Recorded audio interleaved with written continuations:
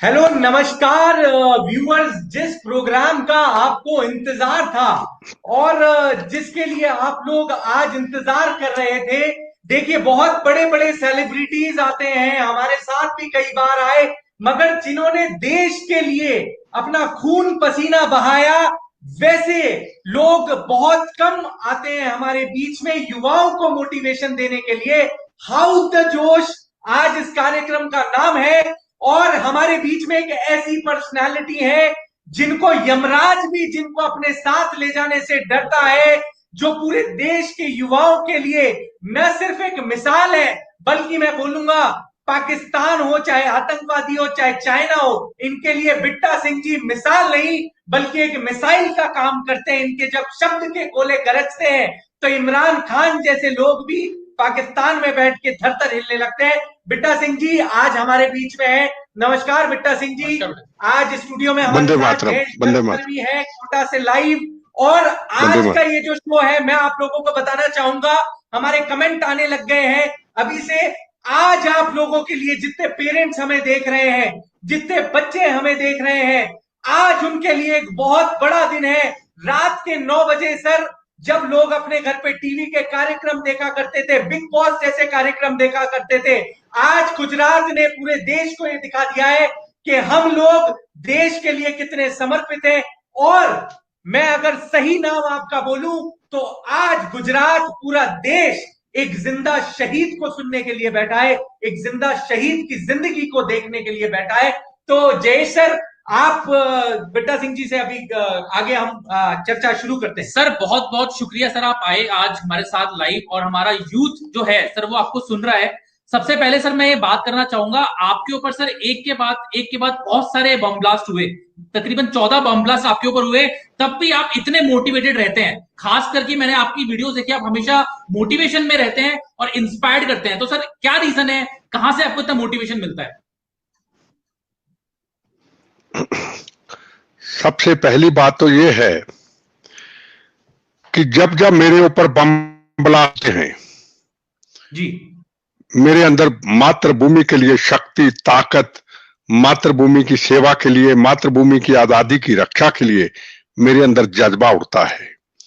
ये बम, ये गोलियां, ये कभी भी मुझे कमजोर नहीं कर पाए। और मैं तो बम्बों से कई बार मर चुका हूं जी, और के जिंदा हूं। मैं बोनस की जिंदगी में हूं, मर चुका हूं। मैं तो बोनस दर बोनस हूं। जैसे कोई आदमी रिटायर हो जाता है, बोनस बोनस बोनस, मैं तो बोनस पे हूं। और जितना भी ये मेरा बचा हुआ बम्बों से शरीर का हिस्सा है, ये देश के युवाओं के लिए है, ये मातृभूमि की रक्षा के लिए है। और जो मेरी जिंदगी के अनुभव हैं आतंकवाद के खिलाफ लड़ाई, वो अपनी यूथ को बताने के लिए है। बहुत बहुत बढ़िया सर, आपने ये बात बोली। सर अभी जैसे कि लॉकडाउन चल रहा है, आपने बोला कि आप अपने देश के लिए, युवाओं के लिए जी रहे हैं। सर इस लॉकडाउन में बहुत सारे युवा जो हैं डिप्रेशन में आ रहे हैं, अभी आपने बहुत सारे केसेस भी सुने हैं, लो फील कर रहे हैं। तो सर आप युवाओं को क्या बोलना चाहेंगे, वो मोटिवेट खुद को कैसे रखें, आपकी तरह इंस्पिरेशनल और कैसे बने, कैसे इतने मोटिवेट रहे? मैं अपना बताता हूं। 3.5 महीने से मैं कैसे, आज भी मैं अपने घर के अंदर हूं। मुझे अगर 4 महीने 5 महीने और ऐसे रहना पड़े तो मैं रह सकता हूं। उसके कई तरीके हैं। आप अपने घर के अंदर भगवान के ध्यान सकते हैं, अपनी सोच लगानी होगी, अपना दिमाग, अपना दिल लगाना होगा। हल्का सा को हनुमान चालीसा लगा सकता है, को हरे रामा हरे कृष्णा लगा सकता है, को सतना वाहिगुरु लगा सकता है। और सवाल यह है कि आज बात तो सही बात है कि बात तो हर आदमी के लिए मौत तैयार खड़ी है जी, क्योंकि बड़े बड़े चैनलों ने कोरोना के ऊपर दिखाना बंद कर दिया। और लोगों को जो पहले बड़े बड़े चैनल मोटिवेट करते थे, कोरोना कोरोना इतने लोग मर गए, इतने, वो सब बंद हो गया। अब लोगों की अपनी जिंदगी का, अपने परिवार की, अपने बच्चों की, अपनी पत्नी की, अपने पति की, अपने माँ बाप की जिंदगी का हर इंसान खुद जिम्मेदार है। उसको देखना पड़ेगा। ये बम्बों गोलियों से खतरनाक एक ऐसा महामारी है जिससे बचना बड़ा मुश्किल है। मेरे से अगर पूछो, मैं कहता हूं मैं बम्बों गोलियों मौत से नहीं डरता हूं, वो मेरी दोस्त है, पर मैं कोरोना से डरता हूं। एक को होगा, दूसरे को होगा, कितने को होगा। और आगे कोई इंतजाम हॉस्पिटल्स के नहीं है, चैनलों पे नहीं आ रहा है। तो मैं ये कहूंगा कि भगवान का नाम लीजिए और अपने घर में अपनी सेहत के लिए, अपनी हेल्थ का ध्यान रखिए। ये आपके पास जिंदगी में एक मौका कुदरती ऐसे हालात में हमें मिला है। जी जी, ये सर आपने बहुत इंपॉर्टेंट बात बोली है व्यूअर्स, कि आप स्पिरिचुअलिटी, जो हमारा यूथ है, अगर आप आध्यात्म के राह पे जाएंगे, स्पिरिचुअल बनेंगे, सर ने बहुत सिंपल टेक्निक बताई, तो आपको स्पिरिचुअलिटी से बहुत पावर मिलेगी और आप आगे बढ़ेंगे। और सर देखिए, जितने हमारे व्यूअर हैं, आज देश के जो भी अलग अलग लोग होते हैं, जो भी ताकतें हैं, कुछ गलत ताकतें हैं, वो हमें बांटने का काम करती है। मगर आज आपको ये देखना होगा कि पीपी सवानी ग्रुप के साथ में आज सीएमई कोटा के इस चैनल पे जब बिट्टा सिंह जी आए, तो उन्होंने पहले गुरु ग्रंथ की बात नहीं करी, गुरुद्वारे की बात नहीं करी, सिख की पगड़ी पहन के उन्होंने बात करी, हनुमान चालीसा की बात करी, उन्होंने बात करी मस्जिद की, उन्होंने बात करी कि सर्वधर्म हिताय और सर्वधर्म सुखाय। तो ये एक असली भारतीय होने का प्रमाण आज बिट्टा सिंह जी ने हमारे बीच में दिया है। सर, बच्चे आजकल बहुत कमजोर से हैं, माँ बाप अपने बच्चों को बहुत ऐसे पैम्पर्ड चाइल्ड जो है वो आजकल ज्यादा आ रहे हैं। तो मैं पूछना चाहूंगा, आपका बचपन कैसा रहा? क्या आपके माता पिता ने कभी आपको डांटा नहीं, मारा नहीं, या आप हमेशा बहुत बचपन से ही ऐसे दिलेर रहे? एक बात कभी नहीं हम कह सकते कि मैं दलेर रहा, मैंने अच्छा किया, मैं बम्बों से बच गया, नहीं, मैं तो हूं नहीं। जो भी सेवा मिलती, जो भी अच्छे कर्म मिलते हैं करने के लिए भगवान देता है। अगर आतंकवाद के खिलाफ लड़ाई थी, हजारों बहनों के सुहाग उजड़ रहे थे, हजारों बच्चे यतीम हो रहे थे, बम्बों गोलियों से खून की नदियां बह रही थी, तो उसके लिए भगवान ने मेरे सिर के ऊपर मौत का कफन बांधा था कि आपको यह कर्म करना है। तो हमने उस कर्म को शरीर पे बम गोलियां खा के किया।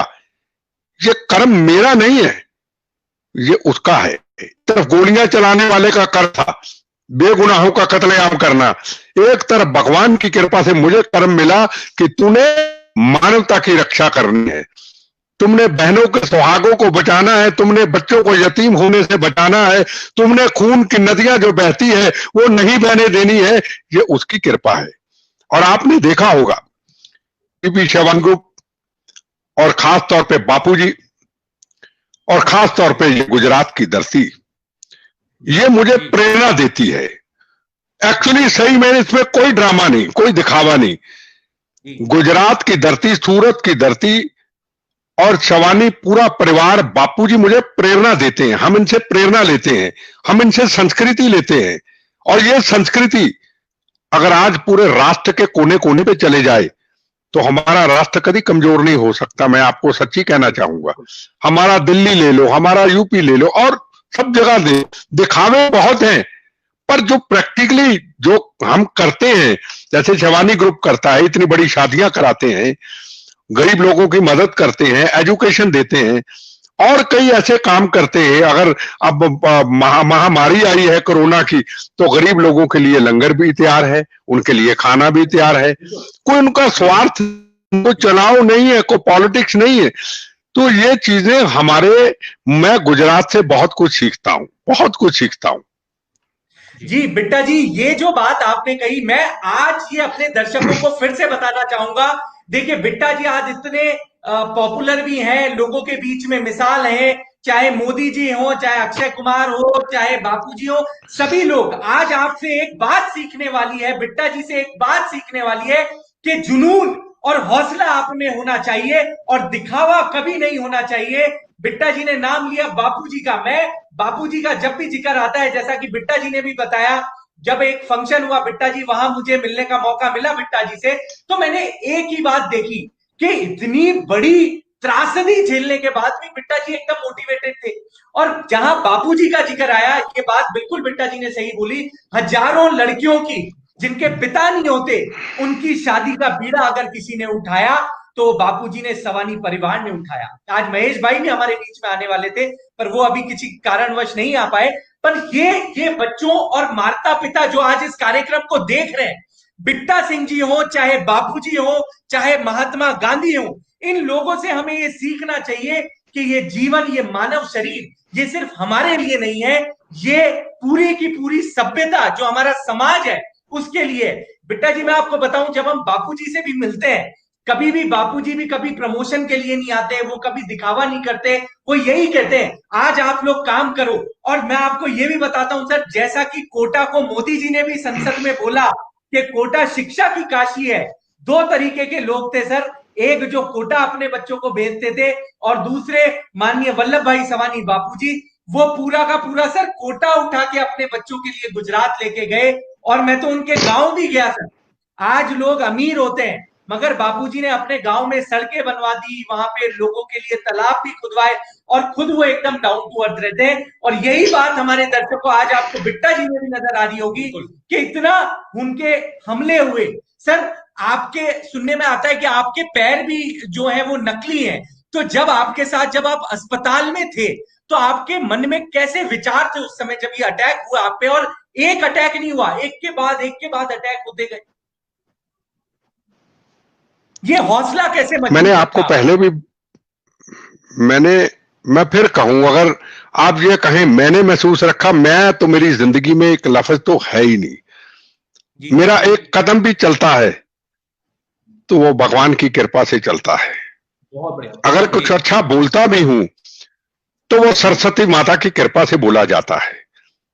मेरे अंदर मैं वाली तो बात रही नहीं। इतने बम गोलियां खाने के बाद, मौत से दोस्ती करने के बाद अब मैं कहूं मैंने ये किया, नहीं। बिल्कुल बिल्कुल। अगर आप देखेंगे बापूजी अगर काम कर रहे हैं, मैं बापूजी के गांव में गया, वहां तालाब देखा, वहां सड़कें देखी, वहां लोगों का प्यार देखा, तो ये भगवान ने को बापूजी के अच्छे कर्म हैं, अच्छे कर्म किए तो भगवान की कृपा से वो इतना कर रहे हैं। हमारे लिए अगर बोलते हैं तो सरस्वती माता है, अगर चलते हैं तो भगवान है। हर कदम भगवान का है, हौसला भी वही देता है और हौसला कभी हमारा टूटता नहीं है, क्योंकि हम दिल से वंदे मातरम बोलते हैं, हम दिल से भारत माता की जय बोलते हैं, हम दिल से सीमाओं की रक्षा की बात करते हैं। इसलिए मातृभूमि की वो शक्ति हमारे साथ होती है। और मातृभूमि याद रखिए हमारी सबसे बड़ा गुरु है, हमारा सबसे बड़ा भगवान है।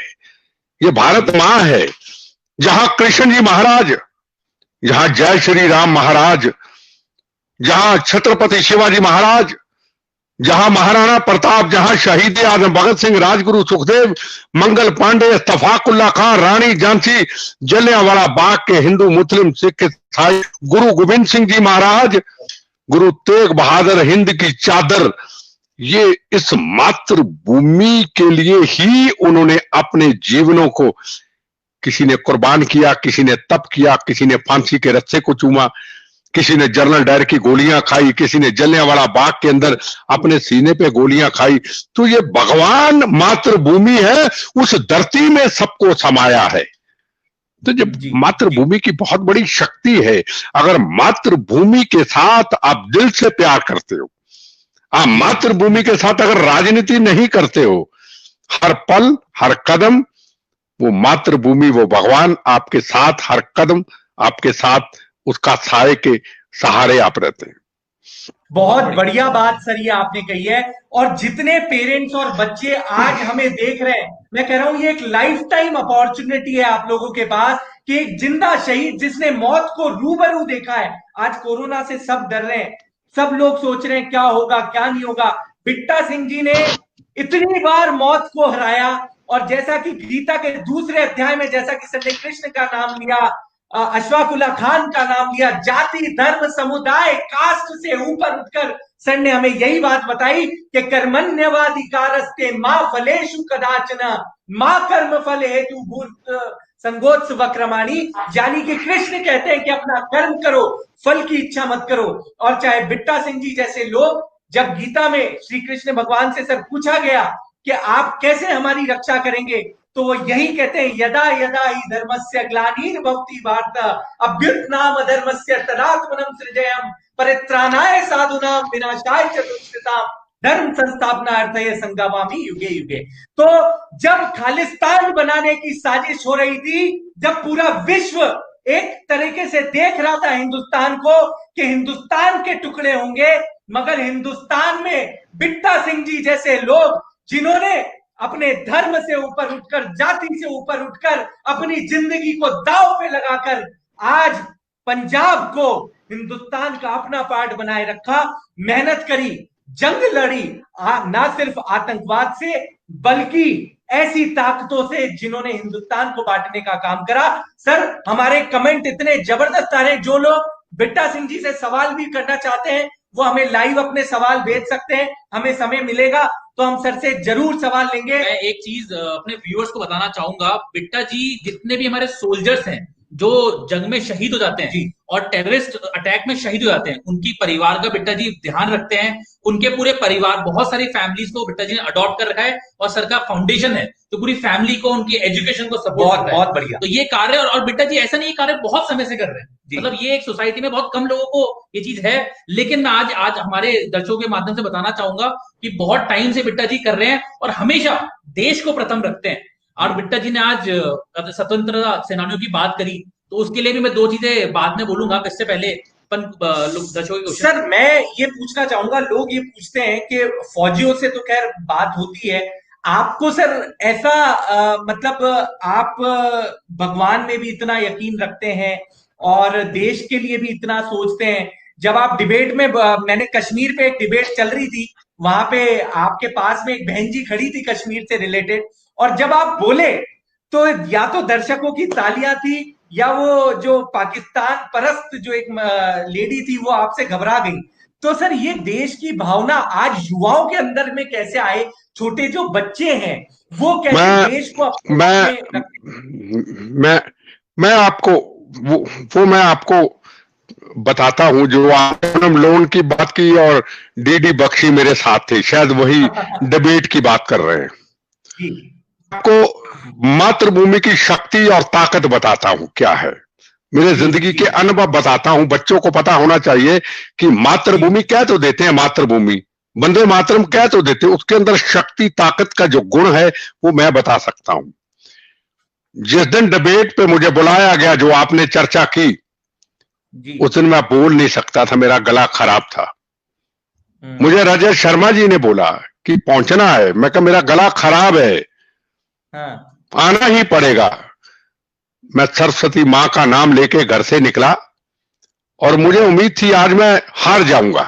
डिबेट बहुत बड़ी थी, डिबेट 370 धारा के ऊपर थी, डिबेट आतंकवाद के खिलाफ थी, एक तरफ आतंकवादियों के खिलाफ सामने खड़े थी।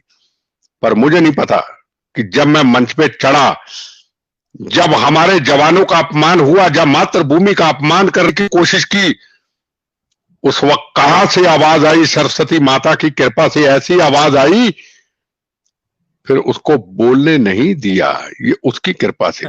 मातृभूमि में इतनी शक्ति और ताकत है, अगर दिल से बोलेंगे, दिल से प्यार करेंगे, तो कहीं ना कहीं वो शक्तियां आपके ऊपर रहती है। और जब मेरे ऊपर अमृतसर बम ब्लास्ट हुआ था, मेरा पैर उतर चुका था, सब तरफ खून की नदियां थी, स्कूल में बच्चे जा रहे थे, बच्चे कोई ऊपर तार पे लटका हुआ था, कोई कहीं बिखरे हुए थे, कोई जवान कहीं बिखरे हुए थे, और आप हैरान हो गए, खून बहता गया, मुझे उठाया गया, बड़ी मुश्किल से किसी ट्रक में बिठाया, फिर हॉस्पिटल तक होश में था, ये कहता रहा वंदे मातरम, वंदे मातरम। ऑपरेशन होने तक, जब तक डॉक्टर ने इंजेक्शन नहीं लगाया, वंदे मातरम बोलता रहा, और पैर आधा चुका था, खून, पूरा खून बह रहा था, हर तरफ खून बह रहा था। आज भी मैं भगवान से, मातृभूमि से सवाल पूछता हूं, कभी बैठा हुआ, वो क्या आपकी शक्ति थी, क्या आपकी ताकत थी? पैर उतरा हुआ, खून बह रहा है, और कितनी देर का सफर करके हॉस्पिटल, वंदे मातरम इंजेक्शन लगा, तब चुप होता हूं। तो कोई ना कोई शक्ति, ताकत भगवान की है, मातृभूमि की है। अगर आप दिल से मानो तो, अगर दिखावा करो तो कुछ भी नहीं है। सच मानो, इस मातृभूमि के अंदर महाराजाओं, योद्धाओं की, बहादुरों की, सूरवीरों की, संताओं की, महात्माओं की ये ऐसी धरती है, यहां सब कुछ है, पर दिल से। ये देखा आप सूरत की धरती की अगर बात करें, गुजरात की धरती तो है, पर गुजरात की धरती के अंदर सूरत एक गुलाब के, एक कमल के फूल की तरह क्यों निकला दिखाई देता है। अहमदाबाद चले जाओ, वो चीज दिखाई नहीं देगी, पर सूरत आएंगे, यहाँ सेवा, यहाँ भाव, यहाँ मानवता की सेवा, शहीद परिवारों के लिए।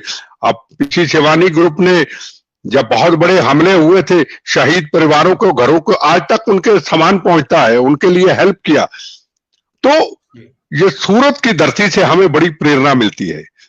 यहाँ को संतों महात्माओं ने को तप किए होंगे पुराने, तभी ये सूरत की धरती ही आज गुजरात का नाम रोशन करती है। एक सूरत की धरती और भी है, मैं नहीं कहता, पर मेरा अनुभव ये कहता है। बहुत बहुत बढ़िया सर, आपने ये बात बोली। और मैं ये बात बोलना चाहूंगा सर, आपकी आज इस जो सेशन से इतने सारे कमेंट्स आ रहे हैं, इतने पॉजिटिव रिव्यूज आ रहे हैं, ये मुझे लगता है बहुत जरूरी बात आपने बोली कि अपने आप को मोटिवेट रखो। मैंने सर बहुत बार देखा है बच्चों के एग्जाम में मार्क्स कभी कम हो गए या कभी कुछ पर्सनल लाइफ में कुछ भी ऊपर नीचे हो गया, बच्चे बहुत जल्दी बड़े बड़े वर्ड यूज करते हैं, डिप्रेशन, एंग्जाइटी, ऐसे ऐसे शब्द आ जाते हैं। मेरे ख्याल से हमें सबको सर की बात से इंस्पिरेशन लेनी चाहिए और अपने आप को बार बार रिमाइंड कराना चाहिए कि हम अगर ठान लें तो जो चाहे वो हम कर सकते हैं। जी देखो, मैं आपको सबको हाथ जोड़ के निवेदन करूंगा, मैं कोई, अगर आप कह रहे मैं बड़ा धार्मिक हूं, मैं धार्मिक इतना नहीं हूं, बड़ा छोटा सा आदमी हूं। मेरा जो जिंदगी का अनुभव है, मैं हर व्यक्ति को जरूर कहूंगा, हर बहन को, भाई को जरूर कहूंगा कि सुबह उठते ही जो मेरी जिंदगी का अनुभव है, अभी आपसे मेरी शुरू हो रही थी डिबेट, तो अभी मैंने गायत्री मंत्र अभी बंद किया, सुबह 7 बजे शुरू हो जाता है, हल्की हल्की आवाज में। अगर नहीं चलता है, मंगलवार हनुमान चालीसा चलता है, कभी सतना वाहिगुरु चलता है, हर दिन का हिसाब है। अगर नहीं चलता तो मैं अकेला हूं, अगर चलता है मैं अकेला नहीं हूं, तो भगवान मेरे साथ साथ है। ये लाइफ में हर घर में एक असूल बनाना पड़ेगा कि आपके घर के अंदर सुबह से लेके रात के 8 या 9 बजे तक हल्का म्यूजिक, गायत्री मंत्र हो या हनुमान चालीसा हो, हल्का सा चलता रहे, फिर देखना भगवान की क्या कृपा होती। ये मेरा अनुभव है। और आप हैरान होंगे कि मैं 11 ज्योतिर्लिंग पूरे कर चुका हूं उसकी कृपा से, 4 धाम पूरे कर चुका हूं उसकी कृपा से। और कोई भी ऐसा मंदिर जंगलों के अंदर भी जो होगा ऐतिहासिक, उसकी कृपा से, चाहे मां का मंदिर हो, चाहे भोले शंकर जी का मंदिर हो, चाहे जय सिया राम हो, चाहे राम सेतु हो, चाहे त्रिपुटी बालाजी हो, या कोई भी हो, उसकी कृपा से, भगवान की इतनी कृपा है, कोई हर ने मुझे चरणों में अपना स्थान दिया झुकने के लिए, हर जगह पे जा चुका हूं। मन के अंदर आपके सच्चाई होनी चाहिए, दिखावा नहीं होना चाहिए, जो करे वो दिल से करे, भगवान आपके साथ है। जी सर, ये देखिए आज बिट्टा सिंह जी से हमें सीखने वाली क्या बात है। आज सब लोग इस बात की टेंशन में हैं, कोरोना आ गया, पता नहीं क्या होगा, बिजनेस का क्या होगा, पढ़ाई का क्या होगा, हम बहुत छोटी छोटी बातों में इन्वॉल्व रहते हैं। मगर बिट्टा जी ने आज हमें एक बात बोली कि एक, हमें हमारे माता पिता का सम्मान करना चाहिए, दूसरा हमें भारत माता के लिए जीना मरना चाहिए, सोचना चाहिए, और तीसरा घर में अध्यात्म, घर में जो है, परिवार में जो है, हमें प्रेयर जो है, चाहे आप हिंदू हो, मुसलमान हो, सिख, तो सर अगर देखा जाए जन्म से सिख है, मगर आज ये राम की भी बात कर रहे हैं, कृष्ण की भी बात कर रहे हैं, गीता की भी बात कर रहे हैं, कुरान की भी बात कर रहे हैं। यही असली में भारत की संस्कृति है। मैं इतने न्यूज चैनल पे सर को देखता हूं, मेरा तो ये मानना है कि भारत में आज इतने सारे सैकड़ों कमेंट हमारे पास आ रहे हैं, सर आप देश के लिए मिसाल हैं, 1000 लाइक आपको सर, 10 लाख लाइक। सर एक और क्वेश्चन, आपकी जिंदगी के बारे में अभी ज्यादा लोगों को नहीं पता, क्योंकि जब आप कैमरे पे दिखते हैं तो लोगों को आप बहुत, ये सर आपकी एक खासियत है कि आज भी आप जो है मेरे ख्याल से 35 या 40 के लगते हैं, और उतना ही यंग एनर्जी एकदम आप में जोश भरा हुआ रहता है। तो आपका जो खाने का रूटीन है सर, वो क्या है, मतलब ये आपकी सेहत का क्या राज है? देखो, मैं ज्यादा खाता नहीं हूं जी। सुबह उठ करके रात को मेथी दाने का पानी भिगो के रखते हैं, मैं वो पीता हूं जी। मैं वीट ग्रास का जूस पीता हूं 1 घंटे बाद। फिर उसके बाद 1-1.5 घंटे बाद जितने भी फ्रूट होते हैं सीजन के, और कुछ बादाम भिगे हुए, कुछ और ऐसी चीजें, नेचुरल चीजें, दाल होती पुंगरी हुई, वो लेता हूं जी। और फिर मैं एलोवेरा, गाजर, आंवला, घिया जी सब चीजें मिलाकर के जूस पीता हूं। कड़वा होता है जी। फिर मैं दोपहर को लंच एक सब्जी से लेता हूं जो मेरे गार्डन में लगी होती है। अच्छा, उसमें ऑर्गेनिक। घी इस्तेमाल नहीं करता, सरसों के तेल में एक सब्जी और 3 चपाती और दही, कोई फालतू नहीं। और रात को खाना नहीं खाता हूं मैं। अच्छा, रात को दूध पीता हूं, मखाने खाता हूं, कुछ और घर की चीज बनी वो खाता हूं। बाकी बापूजी मुझे जब भी आता हूं मुझे गिर गाय का घी दे देते हैं, तो वो मेरा 2 महीने चल जाता है। वो रात को दूध में डाल लेता हूं जो बापूजी देते हैं मुझे। ये मेरी जिंदगी है, मैं कोई ना खाता हूं ना पीता हूं। सर एक हल्दी का जी एक बहुत इंपॉर्टेंट क्वेश्चन आ रहा है सर हमारे, एक कमेंट आया है कि अभी देश प्रेम लोगों में सर है, और जो लोग अभी अपने प्राइवेट जॉब में हैं, पढ़ाई कर रहे हैं और आर्म फोर्स ज्वाइन नहीं कर पाते हैं या नहीं कर सकते हैं, तो वो देश के लिए कैसे भागीदारी में बढ़ चढ़ के हिस्सा लें, कैसे देश को आगे बढ़ाएं? अगले साल तक मेरी पिक्चर आएगी, उसमें काफी कुछ उनको पता चलेगा। मैं भी तो एक इंसान हूं, मैंने वर्दी तो नहीं पहनी। बिल्कुल जी, बिल्कुल। मैं वर्दी के बगैर हूं, तो मैं भी देश के लिए काम कर ही रहा हूं जी।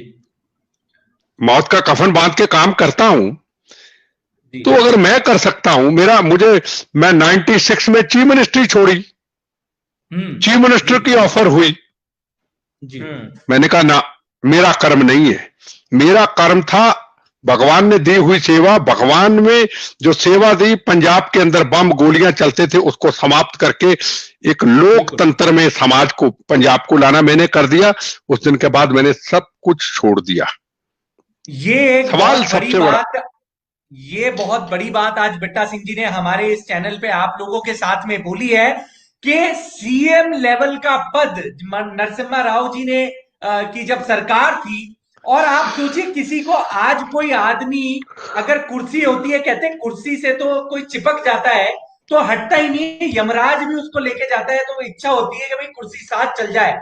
वहीं बिट्टा सिंह जी ने सीएम लेवल का पद छोड़ा, और ये मानते हुए छोड़ा कि ये मेरा कर्म नहीं है, मेरा कर्म है पंजाब को बचाना, मेरा कर्म है देश को एक रखना, मेरा कर्म है युवाओं को एक मिसाल देना, मेरा कर्म है इस भारत माता के लिए अपनी सांस का एक एक कतरा कतरा, अपने खून का एक एक कतरा कुर्बान करना। और 96 के बाद आप जैसा कि जानते हैं, राजीव गांधी जी पे भी हमला हुआ, इंदिरा गांधी जी भी हमला हुआ, पर 96 के बाद भी लगातार बिट्टा जी पे हमले होते हुए, लगातार हमलों के बावजूद इन्होंने कभी भी भारत को एक रखने की मुहिम नहीं छोड़ी। और सरदार वल्लभ भाई पटेल के बाद में, जैसा कि सर रिलायंस एंटरटेनमेंट भी आपकी मूवी बना रहा है, पर मुझे लगता है कि जिंदा शहीद ये पिक्चर आएगी तब आएगी, मगर हिंदुस्तान के हर एक बच्चे को, आज अगर मैं कह दूं कि मेरी टांग नहीं है, एक बम के गोले में मेरा कान खराब हो गया, मेरे शरीर में खून हो गया, पूरा शरीर जख्मी हो गया, पर जब मैं अस्पताल जा रहा था तो मेरे शरीर से ये आवाज नहीं निकली कि मुझे बचा लो, मेरे शरीर से आवाज निकली वंदे मातरम, वंदे मातरम, वंदे मातरम। और जिस दिन ये वंदे मातरम की आवाज निकलती है, उस दिन ये 125 करोड़ का देश, ये गांधी का देश, ये अब्दुल कलाम का देश, ये कुरान का देश, ये गीता का देश मिलके एक ही दुआ करता है कि ये बिट्टा सिंह जिंदा रहना चाहिए, न सिर्फ कुछ सांसों के लिए बल्कि जनरेशंस के लिए। बहुत बढ़िया। सर मैं ये पूछना चाहूंगा, जब ये पिक्चर बन रही थी तो मिल्खा सिंह जी पे भी पिक्चर बनी, और अब आप पे भी पिक्चर बन रही है, और आप लगातार शहीदों के परिवारों में मिलने जाते रहते हैं। सर कई लोग हैं जो आराम करते हैं, मतलब आप भी चाहें तो आराम कर सकते हैं, पर आपने कहा मैं मंदिर भी जाता हूं, मस्जिद भी जाता हूं, गुरुद्वारे भी, मतलब सब जगह जाता हूं। तो आपको सर ऐसा नहीं लगता, जैसे लॉकडाउन के पीरियड में मैं कई बच्चों से मिला, हम पूरे इंडिया में मैं सेशंस लेता था, तो आपको सर कभी ऐसा फील नहीं आता मैं आराम करूं यार, अब तो क्या करना है मस्त घर पे? देखो, अरमान हमारा वही है जब हम बच्चों में रहते हैं, हम स्टूडेंट में रहते हैं, हम फंक्शनों में जाते हैं, जैसे बापूजी का फंक्शन होता है हर साल, वही हमारे लिए अरमान है, वही हमारी ताकत है, वही हमारी शक्ति है। घर में रेस्ट करके क्या करोगे, पड़े रहोगे। अब 3.5 महीने से घर में हूं, तो यहां भी काम कर रहा हूं। आपने आज कहा, कल मैं किसी और यूनिवर्सिटी में था, 3 दिन पहले किसी और यूनिवर्सिटी में था। तो ये कोई, जहां तक कहते कि रेस्ट करना, रेस्ट क्या है? रेस्ट नहीं है जिंदगी में। रेस्ट वही है, आप जो दिल से काम करते हैं उसको करते रहिए। और नंबर 1, अपनी हेल्थ के बारे में जरूर ध्यान दें, हेल्थ को ध्यान दें और अपना काम में लगे रहें। ये नहीं कि जो आज चल रहा है, जैसे सूरत के अंदर मैं कई बार देखता हूं, आज मैं चर्चा करूंगा, जब इन दिनों वो बरसातों के दिन आते तो लोग पकौड़े खाने चले जाते हैं बीच पे। बुरा ना मनाना, ये अच्छी बात नहीं है। नहीं। सूरत के लोगों को कहना चाहूंगा हाथ जोड़ के, ये कर्म हमने नहीं करना है। अपनी हेल्थ को देखना है, अपने शरीर को देखना है। शरीर है तो आगे चल पाएंगे, शरीर रुक गया तो नहीं कर पाएंगे। तो मैं ये आपको कहूंगा, अरमान जिंदगी में नहीं है। अपने शरीर को ठीक रखो और भगवान को याद करते हुए देश सेवा में। सर, एक व्यूअर बहुत इंपॉर्टेंट क्वेश्चन पूछ रहे हैं। आपने अभी सर मूवी की बात करी, तो एक व्यूअर पूछ रहे हैं कि सर लीड रोल में कौन है, अगर आप बता सकें लीड रोल कौन निभा रहा है आपके किरदार की? देखो, अभी कई उसमें बीच में है, अक्षय कुमार जी का भी नाम है, अजय देवगन जी का भी नाम है, ऋतिक रोशन का भी नाम है, कई नाम है। अभी थोड़ा टाइम लग सकता है लॉकडाउन के कारण, तो कई नाम ऐसे हैं जो भी आएंगे वो अच्छे आएंगे, जो अनुभवी होंगे। और बड़ी पिक्चर जो है, एक पिक्चर में हंसी नहीं होगी, भावुकता होगी। जिंदगी में जो इतनी बड़ी जंग लड़ी गई है, उसमें क्या क्या मुश्किलातें आई हैं, सारा कुछ उसमें होगा। और जल्दी कोशिश करेंगे कि नाम अगर कोई आ गया तो जरूर बताएंगे। बहुत बढ़िया सर, बस हमारी एक और रिक्वेस्ट रहेगी कि आप भी पिक्चर में जरूर आइएगा एक बार।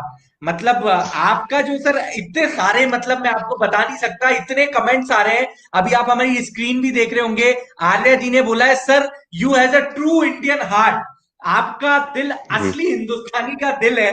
तो ये जो सर ये सारे युवा बच्चे हैं, रोहन यादव भी हमारा सेंटर फॉर एक्सीलेंस का एक बच्चा, उसने कहा कि हमें ऋतिक रोशन चाहिए। आप खुद अपने आप में ऋतिक रोशन, सलमान खान, अक्षय कुमार है।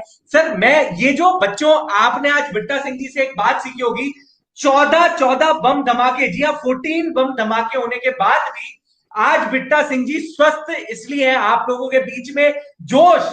सोचो, दिल्ली में बैठे हुए आपके अंदर जोश सूरत में और पूरे गुजरात में, पूरे इंडिया में भर रहे हैं।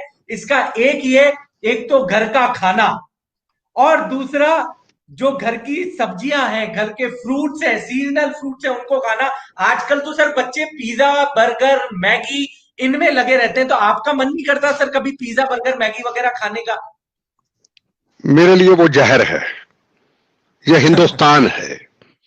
जी। अगर आज मुझे कहेगा अमेरिका चलोगे, यूके चलोगे, फ्रांस चलोगे, मैं कभी नहीं जाऊंगा। क्यों? वहां तुलसी की चाय नहीं मिलेगी। बहुत वहां बापूजी का दिया हुआ गिर गाय का घी नहीं मिलेगा, गिर गाय का दूध नहीं मिलेगा। यहाँ बापूजी जो सामान बेचते हैं, अमरूद बेचते हैं, सब्जियां बेचते हैं, वो नहीं मिलेंगे। नेचुरल चीजें नहीं मिलेंगी, वहां मिलेगा 5-5 महीने का इकट्ठा किया हुआ स्टोर में अंदर। तो आप शरीर को कहां से बचा लोगे? आज हिंदुस्तान में मौतें तो हो रही है कोरोना के कारण, पर अमेरिका से बड़ी कम है। अमेरिका में क्यों इतनी मौतें हो रही हैं? लोगों का कोई सिस्टम ही नहीं, ना को गिर गाय है, ना कोई खाने पीने का है, बाजार से लिया खा लिया, उसमें तो कुछ नहीं, नेचुरल तो नहीं है। हिंदुस्तान एक ऐसा संस्कृति का देश, ऐसा एक नेचुरल, ऐसी चीजों का देश है। हमें हिंदुस्तान ही पसंद है। हम बाहर कभी नहीं जाते, हम एक दिन भी फॉरेन में रुक नहीं सकते। एक दिन सुबह आके कहे शाम को आना, मैं नहीं जा सकता। मैं अपना देश नहीं छोड़ता हूं। मेरे देश के अंदर तो सब कुछ है, सोना ही सोना है, हीरे जवाहरात है मेरे देश के अंदर। हिंदुस्तान की संस्कृति जो है वो कहीं है ही नहीं, और जो गुजरात की संस्कृति है उसका कोई मुकाबला ही नहीं। जहां गुजराती फॉरेन में भी है जी, वो भी एक इतिहास है। जी जी, जहां पंजाबी है कनाडा के अंदर, वो एक अपने अपने कल्चर को हमने बाहर कईयों ने संभाला है, पर वहां के लोगों ने नहीं संभाला है। जी। तो हमारा देश बड़ा पवित्र और बड़ी शक्तिशाली देश है, जहां सब कुछ है। ये बहुत बढ़िया बात आपने कही है सर। तो मैं एक सर बहुत ही गंभीर मुद्दे पे आज आने वाला हूं, और इसके पहले मैं चंद लफ्जों में आपकी बात को समेट के युवाओं को कह देता हूं। एक तो आप घर का खाना खाने लग जाओ, अगर आपको बिट्टा सिंह जी की तरह मजबूत बनना है। ऐसा नहीं कोई घर पे टेस्टिंग कर ले, घर का खाना खा के 6 महीने बम फोड़ ले खुद पे, ऐसा नहीं करना। सूतली बम भी नहीं चला पाओगे आप। ये तो बिट्टा सिंह जी की ताकत है जिसने उन्हें इतना आगे रखा, और जो घर का देसी घी है उसकी ताकत है। ये वतन हमारा अपना है, ये चमन हमारा अपना है, ये वतन हमारा अपना है, ये चमन हमारा अपना है। इसे रश के जहां बनाएंगे, इसे रश के जहां बनाएंगे। ये बिट्टा सिंह जी का और पूरे देश का सपना है। उसी सपने पे सर मैं बात करने वाला हूं। चाइना, जिसने हमेशा 1962 में हमें आग दिखाई, हमें धोखा दिया, पाकिस्तान से भी बड़ा खतरा जो आज देश के लिए, क्योंकि ये बात गुजरात की भूमि से हो रही है सर। और मैं आपको यह भी कहना चाहूं, एक गुजराती ने, एक अंग्रेज ने उसे ट्रेन से निकालने की हिम्मत करी थी, मोहनदास करमचंद गांधी। उस गुजराती ने उसी दिन ठाना था कि तुमने मुझे इस ट्रेन से निकाला है, मैं तुम्हें देश से निकाल दूंगा। सर, आज आपके सेशन का मेन जो मैं युवाओं में भी चाहता हूं, गुजराती युवा हो, चाहे राजस्थानी हो, चाहे बंगाली हो, चाहे बिहारी हो, चाहे यूपी एक बात दर्शक हमें देख रहे हैं, ये मैं बताऊंगा। जी जी। तो आपने महात्मा गांधी करमचंद, आपसे पूछूंगा कि ये आत्मनिर्भर भारत की बात जो मोदी जी ने करी है, ये कैसे एक आम बच्चा उस पर निर्भर, मतलब कैसे बना पाए, कैसे वो मोदी जी, मैं आपसे सवाल पूछता हूं जी। मोदी जी कौन है? मोदी जी कहां से आए? जी, मोदी जी हिंदुस्तानी है जी। मोदी जी का जन्म कहां हुआ? गुजरात की धरती पे हुआ। अमित शाह का जन्म कहां हुआ? गुजरात की धरती पे हुआ। सरदार पटेल कौन थे? गुजरात की धरती के थे। महात्मा गांधी जी का भी वहां आश्रम है। जी, आप हैरान होंगे, जी। पाकिस्तान के अगर चने चबाए तो गुजरात के योद्धे ने, नरेंद्र मोदी और अमित शाह ने चबाए हैं। 370 धारा अगर कैंसर की बीमारी, 370 धारा अगर कैंसर की बीमारी 80 साल से ऊपर की अगर समाप्त की है तो गुजरात की धरती के 2 योद्धों ने की है। और जो सरदार पटेल का अधूरा सपना था वो नरेंद्र मोदी और अमित शाह ने, गुजरात के योद्धों ने पूरा किया है।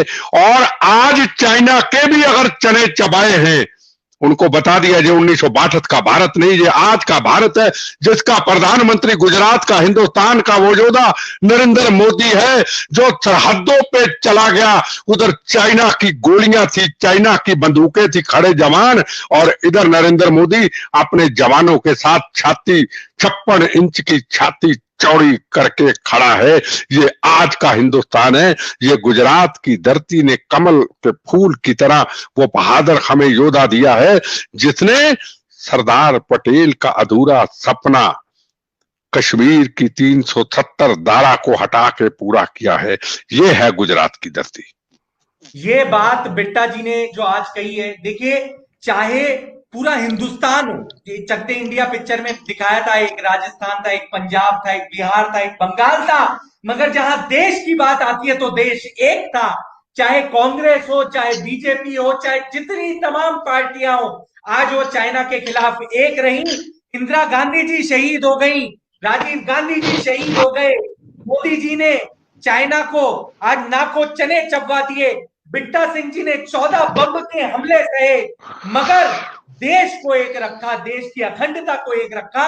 सर, चाइना हम पे बार बार अटैक करता है, बार बार हम पे कोशिश करता है। गुजरात सर व्यापारियों की नगरी है, पूरा हिंदुस्तान बच्चों को नौकरी करना सिखाता है, मगर गुजरात लोगों को नौकरी पे रखने के लिए अपने बच्चों को ट्रेन करता है। तो ये गुजरात सर कैसे अब आत्मनिर्भर बनाए, हम कैसे इंडिया को एक मैन्युफैक्चरिंग हब बना पाए, इसमें आपको क्या लगता है इंडिया कामयाब हो पाएगा?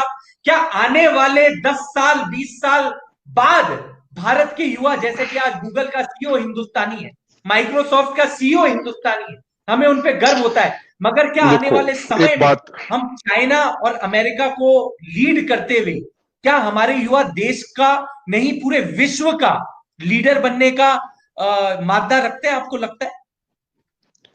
गुजरात की धरती के उस महान योद्धे ने नरेंद्र मोदी में दुनिया के अंदर भारत का नाम ऊंचा कर दिया।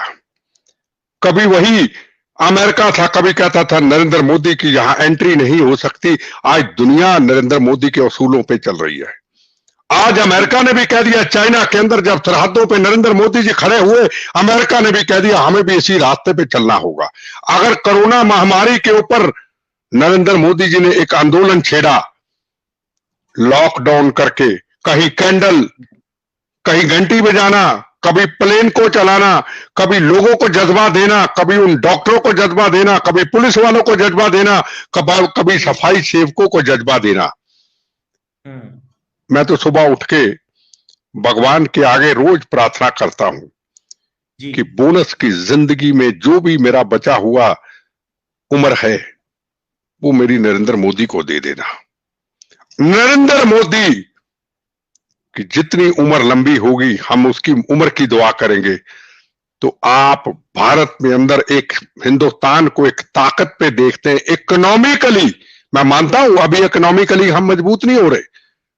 नोटबंदी, कई ऐसे कानून, कई ऐसे बिल आ चुके जिसके कारण, ऊपर से कोरोना की महामारी, और कई ऐसी पॉलिटिकल पार्टियां जो इस मौके का फायदा ले रही हैं। जैसे कवि प्रदीप ने कहा था, कहनी है एक बात यही, इस देश के पहरेदारों से संभल के रहना, अपने घर में छुपे हुए गद्दारों से। एक तरफ चाइना, एक तरफ नेपाल, एक तरफ पाकिस्तान, एक तरफ कोरोना की महामारी, एक तरफ नरेंद्र मोदी अकेला उस जंग से जूझ रहा है। अगर नरेंद्र मोदी को भगवान लंबी उम्र दे तो आपका, सबका, इस राष्ट्र के हर व्यक्ति का सपना पूरा होगा, और चाइना से जो भी उनकी इंडस्ट्री समाप्त होगी दुनिया की, वो हिंदुस्तान में आएगी। हब हिंदुस्तान होगा, चाइना से खत्म होगा, हिंदुस्तान हब होगा।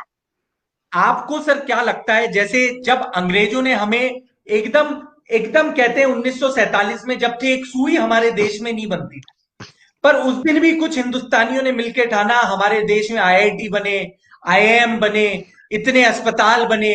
आज जो ये कोरोना वॉरियर है, जो पुलिस वाले हैं, जो हमारे डॉक्टर्स हैं, स्टाफ हैं, ये इतनी मेहनत कर रहे हैं सर, पूरा देश लगा हुआ है, चाहे कांग्रेस हो, चाहे बीजेपी हो, चाहे मोदी जी हो, चाहे राहुल गांधी जी हो, सब ये चाहते हैं देश आगे बढ़े। मेरा सवाल ये है सर, मेरे जैसे युवा, जयेश भाई जैसे युवा, बहुत सारे युवा देश को आत्मनिर्भर बनाने में, ये बायकॉट जो हम कर रहे हैं चाइना के प्रोडक्ट का, इसके लिए कैसे एक आम युवा अपना योगदान दे सकता है आपकी नजर में? देखो, लोगों ने शुरुआत कर दी है और बड़ी दलेरी से शुरुआत की है, और अमेरिका ने भी हमको देख करके, ऐप के ऊपर अमेरिका ने भी एक शुरुआत कर दी है। जब ये चीजों की एक शुरुआत हो जाएगी तो नरेंद्र मोदी जी ने एक पहला नारा दिया था, मेक इन इंडिया, और मैंने आज से 13 साल पहले किसी फंक्शन में, इंडस्ट्रियलिस्ट के फंक्शन में कहा था, वहां काफी लोग थे, मुझे संबोधन करने के लिए बोला गया, मेरे अंदर से बात निकली, मैं कहा कभी चाइना के साथ अगर हमारा युद्ध हुआ, हमारे हाथों में उस वक्त हुनर समाप्त हो जाएगा। मुरादाबाद का, गुजरात का, पंजाब का, बंगाल का जो हुनर है, जो जंगलों के अंदर आदिवासियों के हाथ में उन हुनर है, वो समाप्त हो जाएगा। हम चाइना पे डिपेंड रहेंगे, अपने हुनर को हमने समाप्त नहीं करना है। अगर चाइना के साथ युद्ध होती है तो हम खाली हाथ रह जाएंगे। वो आज बात सच हुई, 13 साल पहले की मेरी बात की हुई सच हुई, और नरेंद्र मोदी जी ने आकर के सबसे पहले नारा दिया था, मेक इन इंडिया। और ये एक बहुत बड़ी हमारे लिए एक उदाहरण, एक ऐसा वक्त इस वक्त हमें मिला है कि हम अपने बाजुओं पे अब मजबूत हो जाएं। ये भगवान की कृपा से हमारी आंखें खुली हैं, हमें किसी देश की तरफ देखना ना पड़े। हमारे देश के अंदर इतनी संस्कृति है, हमारे देश के हाथों में इतने हुनर है। अब सूरत की धरती डायमंड का दुनिया मानती है, ब्राजील, यूके, सूरत, ये हुनर है, ये हुनर है। हुनर ना होता तो कहीं और चले जाता। तो हमें अपने हुनर को इतना मजबूत रखना है, कल को कोई भी वक्त आता है तो हम अपने पैरों पे शक्ति और ताकत इस मातृभूमि को मजबूत कर सकें। बहुत इंपॉर्टेंट बात सर ने बोली। मैं आज अभी इस चीज के बारे में एक चीज और ऐड करना चाहूंगा व्यूअर्स। हमें अपने आप को मजबूत बनाना है, अपनी डिपेंडेंसी हटानी है और अपनी एफिशिएंसी बढ़ानी है। हम जितना काम अभी कर रहे हैं, अगर आप अभी 40 घंटे 50 घंटे काम करते हो, आप उसमें 25% बढ़ा दो, 1.25 सेर काम करो और हिंदुस्तान को हम और आगे ले जाएं। इसमें मैं एक बात बोलना चाहूंगा, सरफरोशी की तमन्ना अब हमारे दिल में है, देखना है जोर कितना बाजुए कातिल में है। वक्त आने दे, बता देंगे तुझे आसमां, हम अभी से क्या बताएं क्या हमारे दिल में। मैं इसमें सर ये बोलूंगा, वक्त आने पे बता देंगे तुझे चाइना। हम अभी से क्या बताएं क्या हमारे दिल में है। बहुत बढ़िया सर। तो मेरे ख्याल से सर अगर जिनपिंग जी ये प्रोग्राम आपका देख ले तो वो घबरा जाएंगे कि अगर ये 125 करोड़ हिंदुस्तानी अगर लग गए एक लाइन पे तो वो क्या करेंगे। सर आप कविताओं का आपको बड़ा शौक है, आपकी कविताएं मैं देखता हूं, कई बार आप शेरो शायरी भी गजब करते हैं। तो सर कुछ शेरो शायरी वाले अंदाज में जरा आप देश को संबोधित करें। जब हम निकलते हैं अपने घर से मौत का कफन रोज बांध करके, रोज पता नहीं कहां बम लगा हो, तो हम कहते हैं एक शाम चिरागों में सजा रखी है, शर्त लोगों ने हवाओं में लगा रखी है, अंजाम की भी हम परवाह नहीं करते, जान हमने भी हथेली में उठा रखी है। मुख में बंदे मातरम, मुख में बंदे मातरम, मन में बंदे मातरम, शरीर के चलते हुए खून में बंदे मातरम, खंजरे कातिल कभी भी खत्म कर देना हमें, आखिरी चीख भी निकलेगी निकलेगी बंदे मातरम बंदे मातरम। मेरी खुशियों से, मेरी हाथ की लकीर देखने वाले ने मेरी खुशियों से झोली भर दी, जब उसने कहा तुम्हें मौत नहीं तुम्हें बंदे मातरम की चाह मारेगी। ये हमारी जिंदगी है। बहुत ही बढ़िया सर। मेरे ख्याल से आज पूरे के पूरे जो हमारे युवा हैं, जितने पेरेंट्स भी इस कार्यक्रम को देख रहे थे, मैं बस अभी बिट्टा सिंह जी की आज इस बात से एक हमें सीख मिली कि देश के नेता तो अपना काम कर रहे हैं। आज राजीव गांधी जी शहीद हो गए, इंदिरा गांधी जी शहीद हो गई, नरेंद्र मोदी जी आज लड़ रहे हैं, महात्मा गांधी जी। एक मिनट रोकूंगा आपको। आज नेता नाम लेना गलत है, नेता का नाम बदनाम हो चुका, याद रखिएगा। बापूजी सुभाष चंद्र बोस जी, नेताजी सुभाष चंद्र बोस, भगत सिंह, राजगुरु, सुखदेव, मंगल पांडे, इस्तफाकुल्ला खां, जब ये मौत का कफन बांध के घर से निकलते थे तो मां को कहते थे मां गोली सीने पे खाएंगे, भारत मां को आजाद कराएंगे। वो नेता थे। आज का नेता वो नहीं। सबको बुरा नहीं कहता, आज नेता कहता है मां गोली सीने पे नहीं खाएंगे, भारत मां को नोच नोच के खाएंगे। बार बार नेताओं का नाम मत लो। नरेंद्र मोदी, कोई बीजेपी नहीं, कोई कांग्रेस नहीं, कोई आरएसएस नहीं, नरेंद्र मोदी। किसी को बुरा लगे, किसी को अच्छा लगे, किसी को बुरा लगे, किसी को अच्छा लगे, ठीक। बिल्कुल। मैं कांग्रेसी हूं, पुराना कांग्रेसी हूं, पुराना टकसाली कांग्रेसी हूं, पर प्रथम राष्ट्र मेरा मकसद है, जो प्रथम राष्ट्र के लिए, सीमाओं की रक्षा के लिए, जवानों को जज्बा देने के लिए, और लाखों जवानों, हजारों जवानों का जो बदला लिया 370 धारा हटा करके आतंकवादियों के चने चबा दिए, जिसका नाम नरेंद्र मोदी, मैं तो उसको सैल्यूट करता हूं। इसको कहते हैं नेता नहीं, राजनीति नहीं, राष्ट्रनीति। राष्ट्रनीति, राजनीति का मतलब क्या कहते हैं? क्या मैं पूछना चाहता हूं, राजनीति का मतलब क्या है?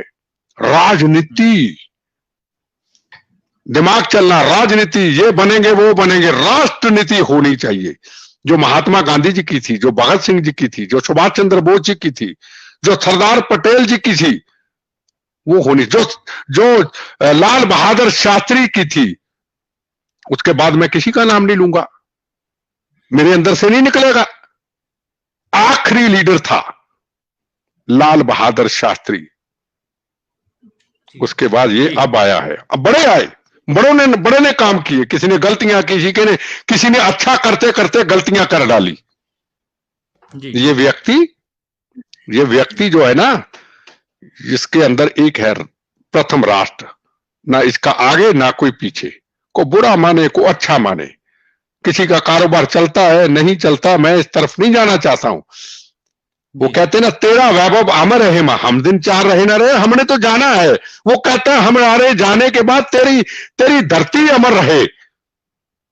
ये होनी चाहिए, हमने एक दिन जाना है। बढ़िया सर, आपने बहुत ही अच्छी बात बोली। राष्ट्र आगे रहे, देश आगे रहे, छोटे मोटे कष्ट हो तो उसको हम बढ़ाएं, लेकिन देश को आगे बढ़ाएं।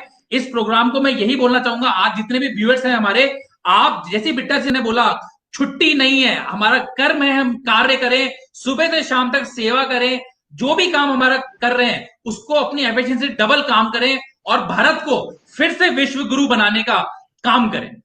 बहुत बहुत धन्यवाद बिट्टा जी, आज आप हमारे बीच में आए। इतने सारे दर्शक आज आपसे इंस्पायर हुए, शिक्षा से लेकर सारी बातें आज हमने करी। भारत कैसे आत्मनिर्भर बनेगा, जिस दिन भारत का हर युवा ये सोच लेगा कि मुझे भारत माँ के लिए जीना है, मुझे अपनी भारत माँ को पूरे विश्व में आगे लेके जाना है, उस दिन ये हंसी 14 बम गोलों खाने के बाद, गोलियां खाने के बाद जो बिट्टा सिंह जी के चेहरे पे है, ये भारत माँ की खुशी है, ये खुशी होगी। बस मैं आखिरी में सर 2 लाइनें आपकी तरफ से गुनगुनाऊंगा पूरे देश के लिए। इंसाफ की डगर पे बच्चों दिखाओ चल के, ये देश है तुम्हारा, योद्धा तुम्ही हो कल के। इंसाफ की डगर पे बच्चों दिखाओ चल के, ये देश है तुम्हारा, योद्धा तुम्ही हो कल के। सल्यूट है सर आपको, सल्यूट है आपकी सर। मुझे चंद्रशेखर आजाद की याद दिलाती है। भारत माँ की जय और जय हिंद के साथ मैं नमस्कार करूंगा, और आगे भी आप हमारे युवाओं के साथ में इंटरेक्ट करते रहे, ये मैं चाहूंगा। आपका जो मोटिवेशन है, देश के लिए जो जज्बा है, युवाओं के लिए, एक आम भारतीय के लिए जो प्रेम है, वो प्रेम आगे भी बना रहे और आप सबको गाइड करते रहे। आपकी पिक्चर जितने हमारे दर्शक हैं, मैं चाहूंगा हर कोई अपने परिवार के 10 नहीं बल्कि 100 लोगों को पिक्चर दिखाने लेके जाना, वही हमारे लिए असली इंस्पिरेशन होगी। बहुत बहुत धन्यवाद बिट्टा जी, धन्यवाद। जय हिंद, जय हिंद सर।